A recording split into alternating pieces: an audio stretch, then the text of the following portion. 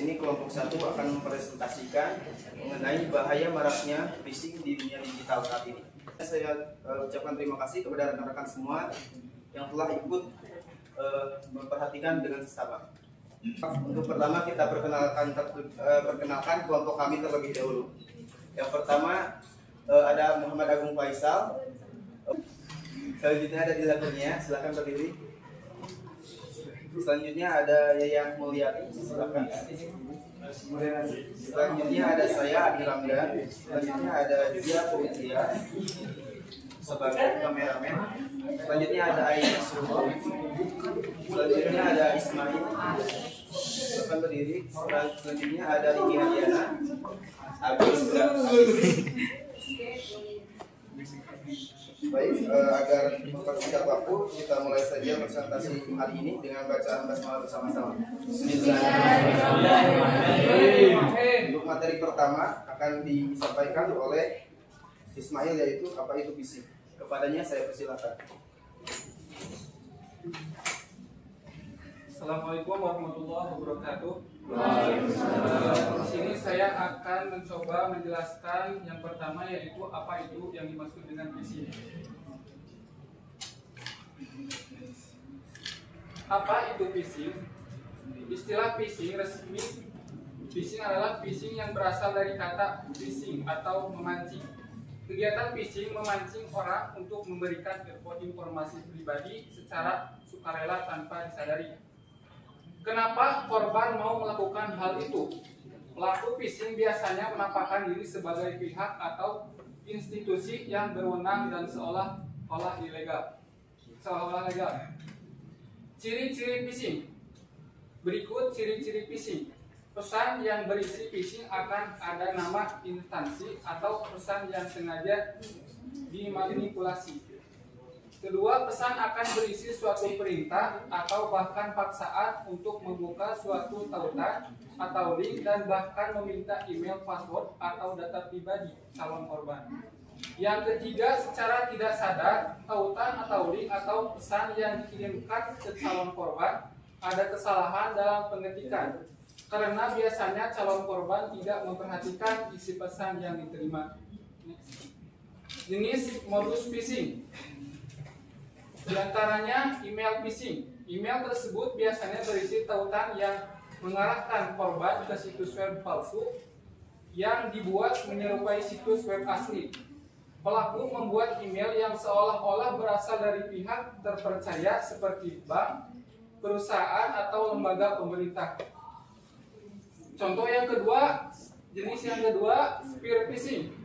Sejenis juga dengan email phishing, yang membedakan adalah di mana pelaku melakukan riset terlebih dahulu tentang korban, dan nantinya saat pelaku mengirimkan email palsu kepada korban, pelaku akan menambahkan informasi-informasi tentang korban yang telah didapatkan terlebih dahulu oleh pelaku. Informasi tersebut seperti nama, ulang tahun, alamat, dan lainnya. Mungkin sekian presentasi yang dapat saya sampaikan. Wassalamualaikum warahmatullahi wabarakatuh. Baik, terima kasih kepada Ismail yang telah menjelaskan apa itu phishing. Selanjutnya akan dijelaskan oleh Yaya, yaitu bagaimana phishing bekerja. Baik, kepada Yaya saya persilakan.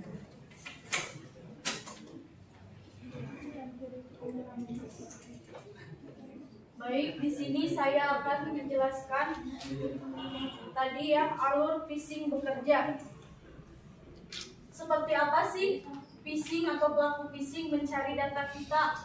Data yang menjadi sasaran pelaku phishing adalah ada data pribadi, data akun, data finansial. Ini sasaran tiga ini hanya sebagai contoh dari beberapa banyak lainnya. Next. Nah, ini merupakan alur di mana phishing terjadi, atau phishing akan merajalela kepada pengguna. Kita sebagai pengguna pasti mempunyai sebuah HP. Phishing akan bekerja melalui digital. Yang pertama, adanya pelaku memilih calon korban, yang seperti apa yang akan dicari oleh pelaku. Kemudian pelaku menentukan tujuannya yaitu untuk meretas, contohnya meretas data pribadi ataupun yang lainnya. Kemudian pelaku membuat media phishing, tadi medianya ada lewat email. Kemudian calon korban mengakses media phishing, bagaimana dia caranya untuk mengakses sebuah media phishing itu. Kemudian calon korban mengikuti instruksi. Kita akan seolah-olah terhipnotis oleh phishing itu. Kita akan diarahkan ke situs web yang tidak resmi atau ilegal yang disebut phishing tersebut. Kemudian data korban akan dimanfaatkan seperti apa? Nanti ada contohnya di bawah, next. Ini sama kurang lebih penjelasan dari saya seperti tadi. Silahkan kalian baca. Next. Ini sama kurang lebih itu tadi seperti yang saya jelaskan lebih singkatnya. Kemudian phishing bekerja bagaikan umpan beracun di lautan digital. Bekerja dengan cara memanipulasi psikologi korban untuk mencuri informasi sensitif. Nah, tips ya, kita jangan mudah terkecoh dengan adanya sesuatu yang ada pada digital zaman sekarang. Kita harus tetap konsentrasi, jangan terganggu psikologis kita, tetap ingat, tetap menyebut ya. Mungkin sekian dari saya, terima kasih. Baik, terima kasih kepada Yaya yang telah menjelaskan bagaimana phishing ya. Selanjutnya akan dijelaskan oleh Abis, yaitu bagaimana modus phishing di Indonesia. Kepadanya saya persilakan.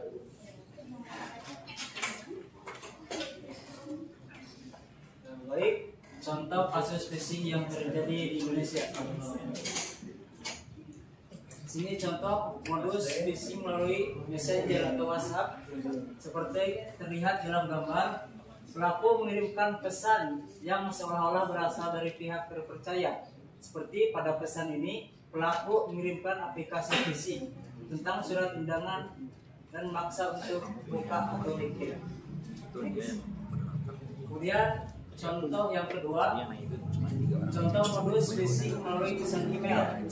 Terlihat di sini pelaku kejahatan atau attacker menggunakan nama alias sebagai Era Jaya, sedangkan alamat email asli dari penyerang ialah willy.group@serviceonline.de. Sebagian besar bertujuan dari email phishing adalah untuk mendapatkan informasi rahasia dari korban, misalnya username dan password, atau bahkan membuat korban mengunduh aplikasi berbahaya dengan cara meminta korban untuk mengklik sebuah link atau tautan yang ada di dalam email. Kemudian contoh yang ketiga, modus phishing melalui pesan WhatsApp atau link pemulihan akun. Sering terjadi di mana pelaku mengaku sebagai pihak customer Dana, lalu pelaku mengirimkan link palsu yang mengatakan pemulihan akun Dana dengan ancaman akun Dana dan semua transaksi dibekukan. Sekian dari saya, kembali ke moderator. Baik, terima kasih kepada Agis yang telah menjelaskan bagaimana modus phishing di Indonesia. Selanjutnya, materi yang terakhir akan disampaikan oleh Agus, pencegahan modus phishing. Kepadanya saya persilakan.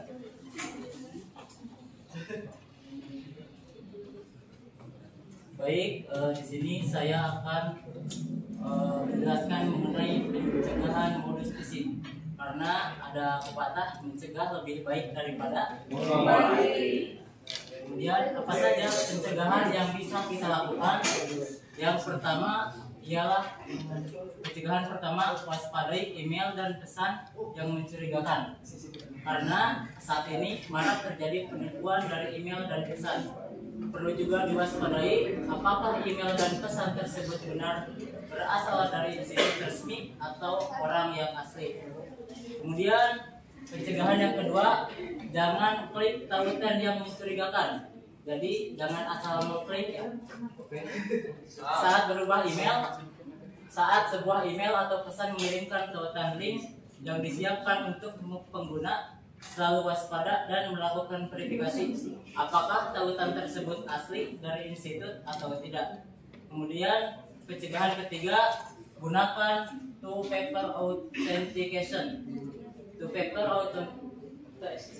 authentication merupakan langkah password yang dilakukan verifikasi 2 langkah, yakni pertama menggunakan password dan yang kedua menggunakan kode yang berasal dari ponsel atau biometrik seperti scan finger, scan wajah, dan lainnya.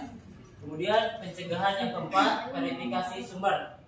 Jika Anda menerima permintaan untuk informasi pribadi atau keuangan, verifikasi sumbernya dengan menggunakan organisasi atau perusahaan secara langsung melalui saluran resmi. Terima kasih. Baik, terima kasih kepada Saudara Agus yang telah menjelaskan perbedaan modus phishing. Untuk materi sekian dan terima kasih. Mohon tepuk tangan semuanya.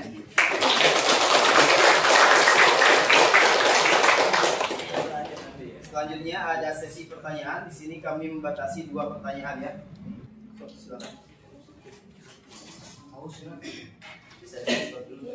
Baik, assalamualaikum warahmatullahi wabarakatuh. Waalaikumsalam. Perkenalkan, nama saya Yopi Sutrana dari kelompok 4 ingin bertanya kepada kelompok 1. Bagaimana cara melindungi diri dari phishing? Terima kasih. Baik, untuk pertanyaannya kami tampung terlebih dahulu. Selanjutnya untuk pertanyaan yang kedua silakan. Silakan. Assalamualaikum warahmatullahi wabarakatuh. Saya dari kelompok 6 ingin bertanya mengenai apa tantangan terbesar yang dihadapi entrepreneur digital dan bagaimana cara mengatasinya. Bagaimana cara meningkatkan kesadaran masyarakat tentang bahaya phishing? Baik. Untuk pertanyaan akan kami diskusikan terlebih dahulu. Baik, di sini saya izin menjawab pertanyaan dari Saudara Oti Supriyatna. Tadi boleh diulang pertanyaannya? Bagaimana cara melindungi diri dari phishing? Nah, seperti tadi yang sudah saya jelaskan ya. Yang pertama, jangan pernah terganggu dengan psikologis.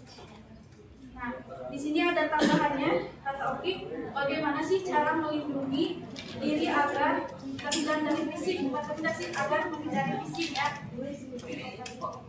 Ada beberapa cara untuk melindungi diri dari phishing. Yang pertama, harus berhati-hati. Yang kedua, periksa alamat URL dengan cermat sebelum mengklik tautan. Tadi ya, kata Agus, harus berhati-hati, jangan sampai mengklik sesuatu yang tidak diketahui. Kemudian yang ketiga, periksa situs web dengan cermat juga. Jika Anda tidak yakin apakah situs web tersebut asli, perhatikan tanda-tanda yang mencurigakan seperti logo yang berbeda, kemudian tata letak yang berbeda, atau ciri-ciri lain yang mencurigakan bahwa itu berbahaya. Kemudian gunakan perangkat lunak antivirus dan anti phishing. Seperti tadi yang dijelaskan oleh Agus, harus menggunakan verifikasi 2 langkah, baik dengan kode atau password, dengan cara mendeteksi wajah dan kode lainnya. Kemudian gunakan kata sandi ya, tentunya diverifikasi lagi, lebih aman lagi. Kemudian tetap up to date. Kita harus tahu nih bagaimana era zaman sekarang untuk menghindari sebuah phishing. Tentunya kita selaku milenial muda ya harus tahu mana digital yang baik, mana digital yang ilegal tentunya. Dan mungkin dari saya cukup berhati-hati. Sekian dari saya. Assalamualaikum warahmatullahi wabarakatuh.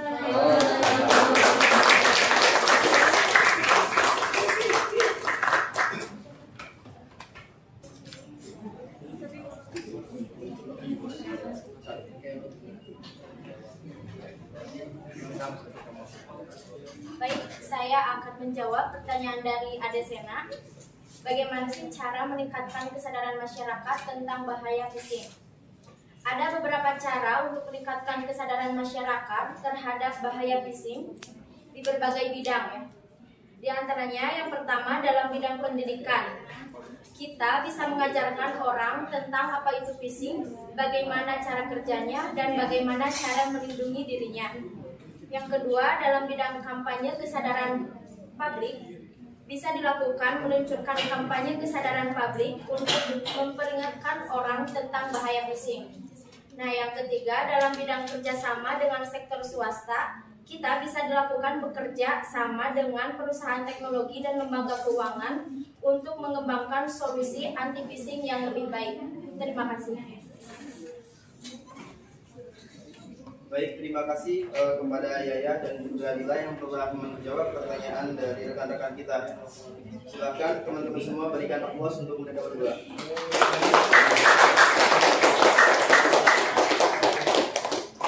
Sekian presentasi dari kami dari kelompok 1.